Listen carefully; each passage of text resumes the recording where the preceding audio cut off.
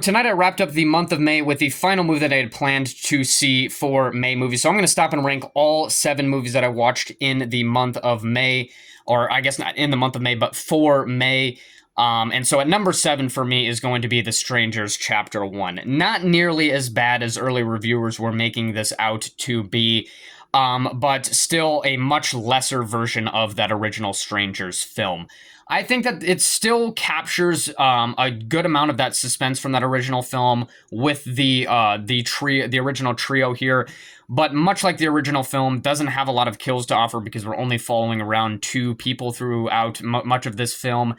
And the main issues that I have with it, and this has been a recurring issue for a lot of horror movies that I've watched this year already, is just the goofy, corny, unbelievably bad dialogue, and then the just unbelievably stupid characters and decision making throughout the movie. So yeah, at number 6 for me is going to be If, which I didn't do any type of review for this when I watched it a couple days ago because I was quite late to it, so I was just going to wait until this ranking to talk about it. But I think this is an okay movie.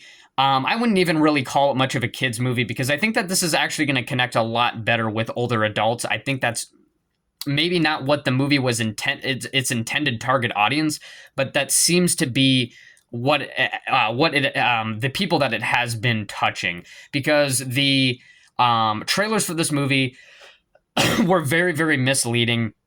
And I just feel like there was something missing from this movie that just wouldn't make it entertaining enough for littler kids to enjoy. I just think on an emotional level, there was just something there that just didn't quite, or wasn't quite able to really reach me in particular. And I just didn't feel much of the energy that was there in the trailers in the movie itself. So it's at number 6 for me. At number 5, the movie that I just watched tonight, and I could have watched last week, but it got delayed. So that is In a Violent Nature, which a ton of horror fans have been talking about lately. There's been a lot of mixed views going out for it. What I'll say is that I really dug the kills of this movie. I do like this new slasher killer. I don't know if he's going to be an icon like they were putting in the description of this movie, but there was some really gnarly and creative kills in here.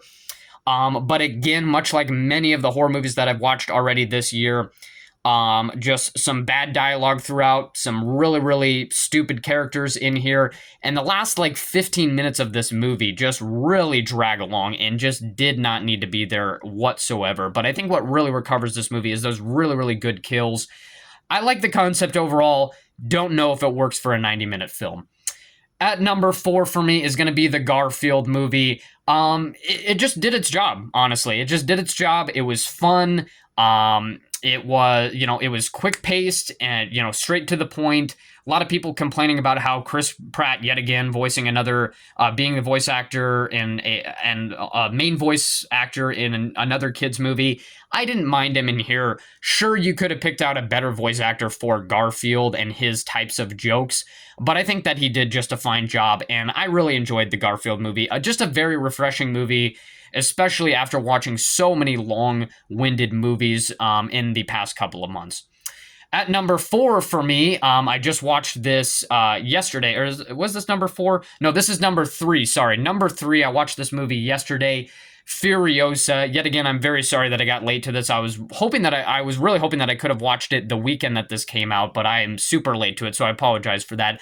But Furiosa, a solid film, not quite as full throttle as Fury Road, obviously. Just a lot of this movie is not spent on that adrenaline pumping, gasoline pumping action that you want to see. But overall, I think that this movie still quite delivered. And at number 2 for me is going to be Fall Guy. Unfortunately, the more and more I think about this movie, the less and less I like it. There's just so many issues that I have with this movie, unfortunately. I still really dug it, don't get me wrong. And you might say that maybe I overhyped this movie way too much. But what the trailers showed me is just not exactly what I got out of this movie. And so I just left a little bit disappointed with not laughing at most of the jokes. Half of the jokes in here were just duds for me. I think that the chemistry between Emily Blunt and Ryan Gosling is fine, but at points I just didn't feel like it was completely there. And I just feel like not enough of this movie was focused on the stunt work itself. I feel like even though they advertised it in the trailers, just way too much time spent on the two lovebirds in this movie and not enough time spent on appreciating the stunt work and really focusing on that part.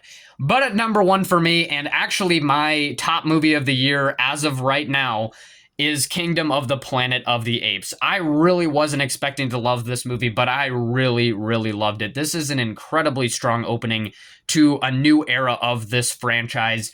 I had very, very few issues with this movie, and despite being 2.5 hours long, I think actually could have benefited from being a little bit longer. Did not feel like 2.5 hours whatsoever. Very, very great movie. Love the new characters. There's already just a ton of development that can be seen through in them in just this one movie. So I'm super excited to see where they head in the future. So that is the May movies that I watched in this quick little ranking. I know it's almost 6 minutes long, but that is my quick ranking of May movies. I really do apologize, guys. I haven't been able to do a long form video in over a month now.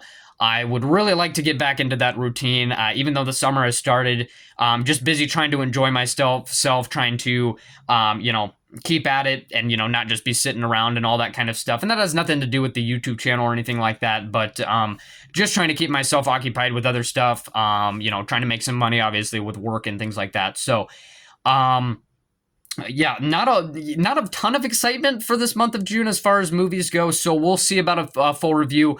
What I'm really trying to do right now is come up with some other video ideas to do other than just movie reviews. I feel like I say that all the time, but obviously never a guarantee. This isn't, obviously my job or anything. I don't have a obligation to this channel, but I would really like to get back to doing some, full videos for you guys. So I apologize for that, but hopefully this does it for now. So yeah, those are the May movies that I watched. So hopefully that clears up everything. Any questions you had for the movies that I watched this year or this month. And we're already at 29 movies this year, so far this year. We're not even halfway through 2024, and we are, I believe, over twice the amount of movies watched as I did at the same point last year. So it's crazy. Definitely looking to break my record last year of 50 movies. So yeah, I'm just going to keep it up.